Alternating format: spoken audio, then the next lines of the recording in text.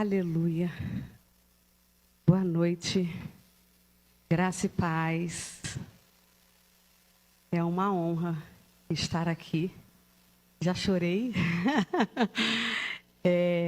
Vendo o cuidado de Deus, né? E essa casa aqui, ela acolheu tão bem a minha mãe, o meu padrasto. Em 2019, e nós fomos morar em Salvador. E eu logo engravidei no início da Covid, peguei Covid, quase morri. José é tão especial, ele tem até um poema. Cadê a irmã? Alia, a nossa irmã fez um poema para o José.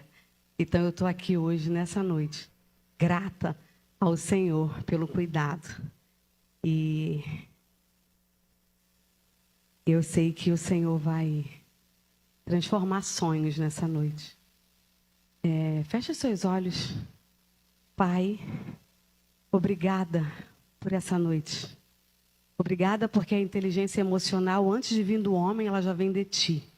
Tudo que é bom, perfeito e agradável vem do céu e não da terra. Eu coloco, Senhor, a minha vida à tua disposição. Peço que o Senhor cele esse lugar com o teu fogo. Que a tua graça, que a tua bondade, que a tua constância, que o teu perdão e que a tua misericórdia esteja sobre este lugar.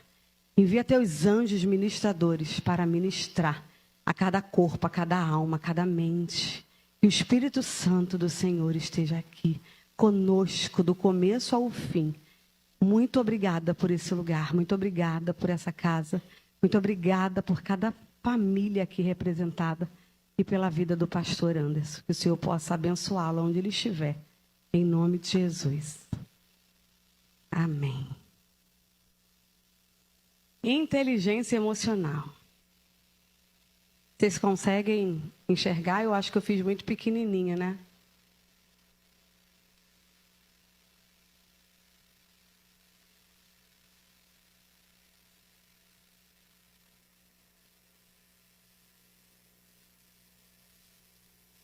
Só um minutinho.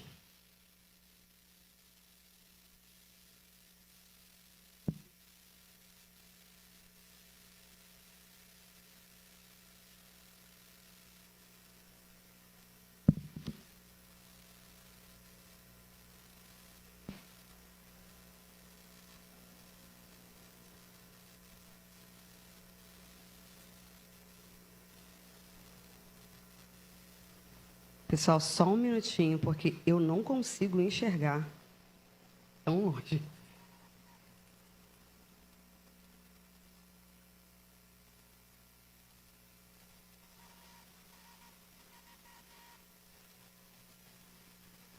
Pronto. Inteligência emocional é o caminho para a cura das nossas emoções. Todo mundo aqui provavelmente sabe o que é emoção por conta do filme Divertidamente, né? As emoções lá gritando, só que muitas das vezes nós não conseguimos entender o que é uma emoção, nem como gerenciar. E hoje, através da luz da Bíblia, nós vamos falar um pouquinho. E eu coloquei aqui, a ansiedade é o excesso de viver o futuro, a depressão é o excesso de viver desconectada de você. É por isso que muitas pessoas surtam. Você não consegue trabalhar, você não consegue pensar, você não consegue fazer nada. Por conta do nosso estado emocional estar lá na frente, lá atrás, ou num presente muito exagerado. E nós somos aquilo que nos ensinaram a ser. E muitas das vezes, eu não nasci num lar cristão, algumas pessoas sim, mas até a gente nascendo num lar cristão, às vezes trazemos para a nossa vida adulta ensinamentos que não têm a ver com a Bíblia. E a gente tem dificuldade de desaprender para aprender. Eu estou me formando ano que vem em psicopedagogia, e a psicopedagogia ela estuda por que você não aprende. E tem pessoas que não aprendem porque apanharam muito, tem pessoas que não aprendem porque não tiveram afeto nenhum de pai e mãe. Então, tem o lado físico, tem o lado emocional, tem todos os lados, mas algumas coisas a gente acaba ignorando. Então, hoje, você vai olhar para a sua idade e você vai ver, eu sou formada, eu tenho doutorado, mas você é aquilo que te ensinaram lá na infância. Óbvio que você pode desaprender. mas às vezes a gente não consegue jogar essas memórias fora. Eu queria que você possa colocar para mim, por favor, em 1 Tessalonicenses 5, 23 e 24. Por favor.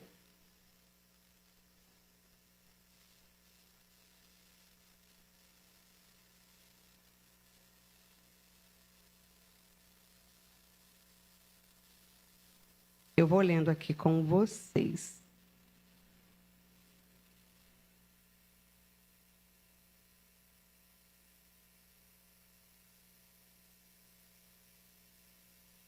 E o mesmo Deus de paz vos santifique completamente. E oro a Deus que todo o vosso espírito e alma e corpo sejam preservados, irrepreensíveis, para a vinda do nosso Senhor Jesus Cristo. Fiel é o que vos chama, o qual também o fará. Aqui, nesse pedacinho, está dizendo que Ele é um Deus de paz, Ele nos santifica. E a nossa santificação, ela está ligada ao corpo, à alma e ao espírito. E algumas das vezes a gente não consegue entender que a alma faz parte do nosso corpo. A alma está nos nossos pensamentos, nossos comportamentos, nossas ações. Por que explodimos? Por que gritamos? Por que batemos? Tem uma emoção predominante nesse lugar. E 1 Coríntios 12.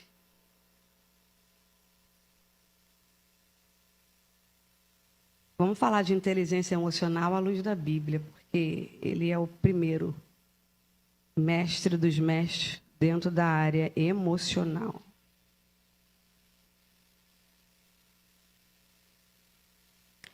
Primeira Coríntios 12, do 7 ao 11.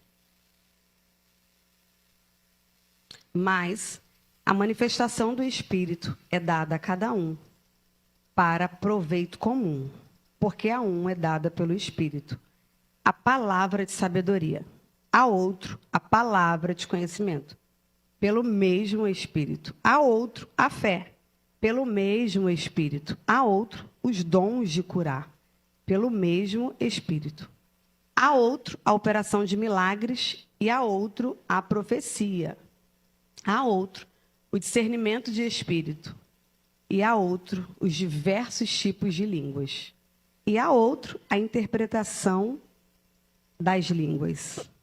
Mas todos estes é o mesmo Espírito, trabalham estas coisas, repartindo a cada um separadamente, como ele deseja. Às vezes, nós vamos negligenciar um pouquinho a vida espiritual e nós vamos carnalizar um pouquinho a vida emocional. Eu falei errado. Nós vamos espiritualizar a carnalidade e nós vamos carnalizar o espiritual. E por muita confusão por conta de discernimento espiritual, por falta de maturidade da igreja, nós entendemos errado. Aqui, nesse versículo, que todos nós amamos, que é a palavra de Deus, ele vai dizer que a cada um é dado como convém. E o que acontece hoje? É um assunto tão importante, tão negligenciado, por conta do dom do pastor Anderson ser um, todos acham que a igreja precisa ter o mesmo dele. Então, eu fico buscando o dom do outro e deixo o meu de lado. Então, aqui tem vários dons que Deus dá para a igreja. Um complementa o outro. Eu preciso entender aonde é o meu lugar no corpo de Cristo. Porque se um corpo precisa de todos os membros, é por isso que não acontece, muitas das vezes,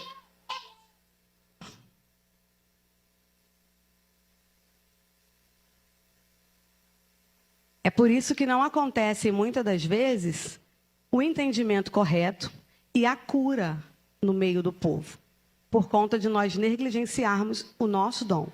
Então, nessa noite, diga para você, eu preciso descobrir o dom que Deus colocou em mim. Se você não sabe, a partir de hoje você precisa entender. Porque você não vai olhar mais para o outro. Porque, infelizmente, a profecia ela é real. E alguns ignoram por conta de não acreditar mais. Então, a gente precisa ter esse entendimento nessa noite. Em Lucas 11, 37 ao 53, não precisa colocar, que eu vou falar um pouquinho. Vai mostrar ali em Lucas 11, de 37 ao 53, os fariseus e os mestres da lei criticando Jesus. Porque toda pessoa que ela não tem comunhão com o Senhor e acha que tem, ela vai criticar quem tem. Então, nessa noite, nós precisamos entender que antes de entendermos o que é inteligência emocional, biblicamente, o Senhor é o Deus que cura. O Senhor é o Deus que usa a medicina. Todo mundo aqui já foi ao médico? Então, todos nós precisamos do outro. A cruz, ela é vertical e horizontal. Quando eu não tenho relacionamento com o meu próximo, eu não consigo me curar. Porque Tiago 5,16 vai dizer, confessai vossas culpas uns aos outros, orareis e serei curado. Então, o perdão você pede para Deus. E Deus perdoa e você está salvo. Porém, tem muitas pessoas salvas que não são curadas. Porque eu preciso confessar a minha dor. Eu preciso abrir o meu coração. E às vezes a gente acaba negligenciando isso e confessando para a pessoa errada, pedindo ajuda à pessoa errada, a pessoas que não têm o mesmo Deus que o nosso. A Bíblia vai dizer que o meu Deus é o seu Deus. Então, se o seu Deus não é o Deus da pessoa que está cuidando da sua mente, da sua alma emocional, da sua área emocional, talvez você consiga alguns benefícios, mas nem todos. Eu conheço pessoas da minha área que elas invocam outras coisas. Então, tem pessoas que estão buscando em outros deuses a nossa cura. E a nossa cura ela precisa ser completa no Senhor. E eu quero falar um pouquinho agora de Gênesis 27. 27, do 5 ao 46. Sabia que nós aprendemos a pecar dentro de casa? Essa história me chama muita atenção. Aprendemos a pecar em casa e também adoecemos em casa. Jacó aprendeu a mentir e a enganar em casa com a sua mãe Rebeca. Quando os homens de Gerá perguntaram a Isaac quem era Rebeca, ele tinha medo. Olha a emoção predominante dele, medo. De dizer que era sua mulher, pois pensava que os homens o matariam para ficarem com ela. A emoção predominante de Isaac naquele momento foi medo. Isaac mentiu e ali começou uma história de mentira. Rebeca, irmã de Labão, o enganador. Jacó enganou o pai e foi morar com o enganador. Esaú compreendeu que seu pai não via com bons olhos as mulheres de Canaã. Por isso foi até a casa de Ismael, filho de Abraão, e casou-se com Maalat, filha de Ismael. Uma ação desorientada de uma mãe desnorteou a vida de seus filhos. E aqui eu quero falar um pouquinho sobre a inteligência emocional. Tudo que Deus deixou na palavra dele, com certeza é para nós, nessa geração. E aqui há um filho que a Bíblia relata, Esaú. Ele foi casar com uma mulher que os pais deles não aprovavam. Por quê? Porque ele foi confrontar os pais por conta do pecado que a mãe dele cometeu. Então, aqui a gente aprendeu a pecar e adoecer aonde? Dentro de casa. Então, nessa noite, nós vamos entender que muitas das vezes os nossos filhos se perdem por nossa culpa. Nós, nessa idade, estamos adoecidos por culpa dos nossos pais. Só que nessa noite eu também quero trazer para vocês que a gente não precisa trazer culpa para ninguém. Nós liberamos a culpa, a mentira, o medo e trazemos a responsabilidade pessoal. Porque a Bíblia, ela fala sobre herança e fala sobre responsabilidade pessoal. E muitas das vezes nós nos comportamos como Adão. Foi fulano, foi cicrano. E não assumimos a responsabilidade. Então, quando eu olho para esse texto, eu vejo uma família disfuncional por conta de uma mulher manipuladora. Muitas mães são manipuladoras. E elas adoecem as crianças. ao ponto de, quando essas crianças crescem, elas não querem saber de Jesus, porque ela tinha uma Rebeca e o Isaac em casa. É óbvio que eles têm as partes deles, geracionais maravilhosas, mas a Bíblia relata que eles fizeram os filhos pecar. Mais na frente, nós vamos ver que Jacó fez o caminho de volta. Jacó, ele vai viver a vida dele, e quem é o sogro dele? Um enganador, igualzinho a mãe dele, porque era parentes. E ainda que não fosse, tudo que nós plantamos, nós vamos colher. A lei da semeadura é muito certa. Então, agora eu vou falar um pouquinho sobre inteligência emocional. Por quê? Porque a palavra já vai dizer inteligência. Inteligência é você ser inteligente. Emocional é você aprender a lidar com as suas emoções. É você entender o que são suas emoções. Eu sinto medo, eu sinto raiva, eu sinto tristeza, eu sinto alegria. E o que eu faço com isso? Inteligência emocional é a capacidade de se conhecer a ponto de entender como funcionam as suas emoções, acolhê-las, negociá-las e conversar com elas. Qual é o sentimento que isso gera em você? Isso resulta em um comportamento. Provérbios 23, 7 vai dizer: assim como você pensa, você é. Eu peguei algo e taquei com raiva, foi porque a raiva, a emoção que me predominou naquele momento foi a raiva. Mas por que eu sinto tanta raiva? Da onde vem essa raiva? Será que é só uma ação naquele momento? Porque quando a gente perde o controle, ela pode já ter uma emoção que já está te governando há muito tempo. Então, a gente vai entender um pouquinho sobre essa emoção que governa a nossa vida. A inteligência emocional, ela exige que conheçamos a nós mesmos e como funcionam nossas emoções. A mesma situação que acontece comigo pode ser diferente pela outra pessoa. Eu costumo dar um exemplo do abuso sexual. Duas pessoas que passaram por abuso sexual, se uma delas, na hora, processou, ela foi em alguém, conversou, botou para fora, liberou a dor, gritou, bateu, fez alguma coisa contra aquele abusador, ela não vai guardar aquela emoção do medo, da raiva.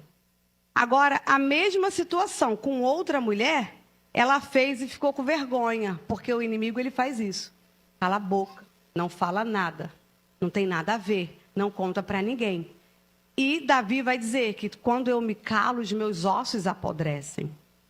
Então, a mesma emoção em pessoas diferentes pode dar situações diferentes. É por isso que às vezes a gente compara muito a pessoa. Poxa, mas a fulana passou por aquele problema e a outra passou do mesmo. Só que cada um tem a sua história. E nós vamos processar a nossa memória, a nossa emoção, de acordo com o que eu aprendi lá embaixo. Então, o que é inteligência emocional? É a capacidade de conhecer a ponto de você entender. Poxa, hoje eu estou com muita raiva. Hoje eu estou com muito medo. Quem é que acolhe seu medo e sua raiva? Seu não, né? Vamos dizer que não é nosso. Quase ninguém. Porque não ensinaram isso para a gente, a acolher. Muitas das vezes nós negligenciamos. Não, eu tenho que fazer, eu tenho que trabalhar, eu tenho que correr, eu tenho que ir para a igreja. E muitas das vezes essa emoção fica lá. Então, nós temos duas situações diferentes do mesmo abuso, só que cada uma vai processar de acordo com o que ela tem vivido, como essa criança ela cresceu num lar de acolhimento, que ela pode falar, ou quando ela for falar. Eu tenho pacientes que eu vou atender, ela fala assim: eu fui abusada, quando eu contei para minha mãe me chamou de mentirosa. Porque os abusadores, eles são as pessoas mais próximas da sua casa. É o tio, é o pai, é o avô, o vizinho, sempre é alguém. E eu escuto muito isso quando essas mulheres vêm. Por quê? Porque a mãe, por ser próximo, elas falam: não, é mentira. E tem muitas crianças hoje sendo abusadas. porque a gente acaba indo para o mercado de trabalho e larga em qualquer lugar. E mais tarde, essas crianças, elas não dão frutos por conta do trauma que está dentro dessa memória. E o que eu quero trazer aqui para vocês? Que a gente precisa parar de espiritualizar uma coisa que não é o Espírito Santo. E precisamos parar de carnalizar o que o Espírito Santo pode fazer. Uma memória traumática, uma memória que vem de vida intrauterina, ela precisa de gente. A gente não vai no médico uma vez por ano para fazer preventivo? Por que a gente não pode cuidar da mente que foi traumatizada lá atrás? Então, viemos de uma cultura de ignorância. E isso precisa acabar em nome de Jesus. E eu vou falar um pouquinho sobre herança emocional. Nossas emoções são construídas a partir da nossa história de vida. Né? A gente está grávida, você não pode comer isso. O bebê não pode ouvir aquilo ali. Só que a gente não se preocupa que o bebê está sentindo o que você sente. Você sentiu muita tristeza, essa memória pode passar para esse bebê. E esse bebê, hoje, pode ser você, investigando, já foi no psicólogo, já orou, já pediu, já fez tudo. Só que é uma memória. E uma memória, ela não pode ser apagada se ela não for confrontada, se ela não for enfrentada. E a gente acaba falando assim, é só eu e Deus. E muitas das vezes não é só você e Deus. A cruz, ela é horizontal e ela é vertical. Todos nós temos uma história diferente. Então, a partir de hoje, em nome de Jesus, nós não podemos julgar a história da nossa irmã e do nosso irmão, do nosso marido, do nosso filho, porque são histórias diferentes. Tem mães que falam assim, poxa, eu criei o meu filho igualzinho, diferente, não foi igual, nunca foi, nunca será. A gestação é diferente, o tempo foi diferente. Você pode ter tido um trauma em uma e na outra não. Você pode, querendo ou não, né, o filho mais velho, o que nasce primeiro, ele sempre é o mais responsável. Porque a gente tende a cobrar mais, né? E o caçula, às vezes, é misericórdia. Por quê? Porque a gente já está cansada e a gente acaba trazendo sempre essa fala que a criação foi igual. Nunca é igual. A gente até pensa que está dando igual. Só que nós somos formados também pelo meio que nós vivemos. A escola não é igual, a professora não é igual, a igreja, às vezes, pode não ser igual. Nosso cérebro é um sistema informacional, desde a fase de vida intrauterina. A pessoa começa a captar informações do meio. Essas informações são armazenadas e processadas. Através delas, a pessoa produz novas informações. Então, a partir de hoje, nós não podemos voltar, né? Já tivemos filhos, já estamos grandes, mas toda gravidinha que você olhar, fala para ela que se cuida, porque o seu bebê sente tudo, o seu bebê recebe tudo. E a gente precisa ter esse cuidado com essas crianças. O início da formação dos neurônios ocorre na fase de vida intrauterina, entre a 5ª e a 20ª semana. Também se dá a formação dos primeiros caminhos neurais. Esses caminhos neurais referem-se ao processo pelo qual adquirimos informações que se tornam significativas até hoje. Se você fechar o olho aí agora, você vai lembrar de alguma coisa ruim, se tiver te acontecido, da sua infância. E isso é uma memória.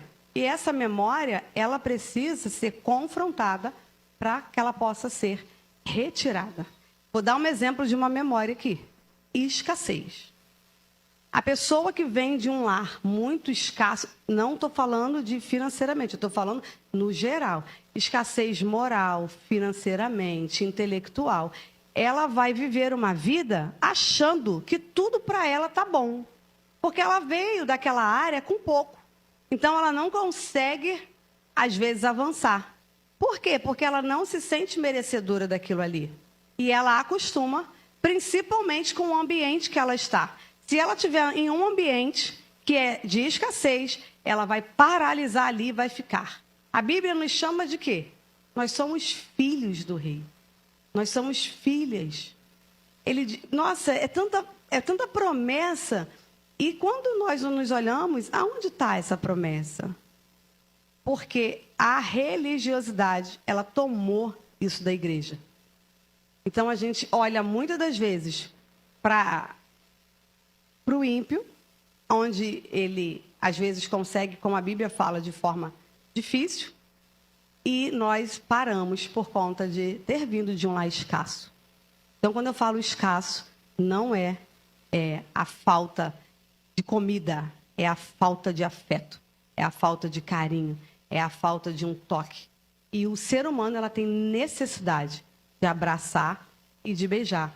Então, toda criança que ela vem de um lar que não tem toque, que não tem abraço, que não tem beijo, só tem pancada, ela vai dar o quê? Pancada. Então, nós, desde bebezinho, a gente vai recebendo tudo isso. Os bebês se apropriam das reações emocionais ao seu redor. Tem acesso à linguagem, são as emoções que chegam primeiro. Um ambiente estressante gera alterações nas células. E uma informação é registrada nelas. São as memórias, formando uma memória. Nossos pensamentos influenciam nossas células. Somos capazes de impactá-las, pois ela interpreta o ambiente. Então, você pode falar assim, Helena, mas o bebê ele nem escuta, mas ele sente. Ele sente toda a adrenalina. Por que os médicos falam, não bebe, não fuma, não faz isso? Só que a gente precisa entender, a partir de hoje, que cuidar da mente é santo. Nós lemos aqui que nós precisamos cuidar do corpo, da alma e do espírito. Deus não transforma casamento. Eu tô cansada, cheguei agora, eu trabalhei o dia inteiro. O que você tá fazendo? Não grita comigo. Deus transforma pessoas. E pessoas transformadas transformarão os seus casamentos. Eu quero te convidar para estar conosco em nossa mentoria Construa-se. Um lugar para mulheres que estão totalmente cansadas e sobrecarregadas em sua vida física, emocional e espiritual e em sua família, onde o casamento parece que só traz peso. Eu quero te ensinar a viver a vontade e a verdade de Deus em uma plenitude total, para que depois você possa ser a mãe e a esposa que Deus sonhou para você. Junte-se a nós em nossa mentoria. Você nunca mais será a mesma.